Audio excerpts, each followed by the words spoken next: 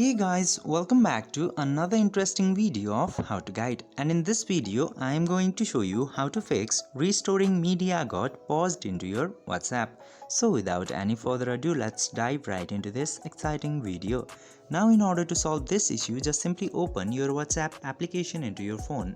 And now after opening the WhatsApp, click to the three dots and go to settings. And after going into the settings, you will see this chats option here. Simply click into that chats option, and into the chats option just simply click to chat backup.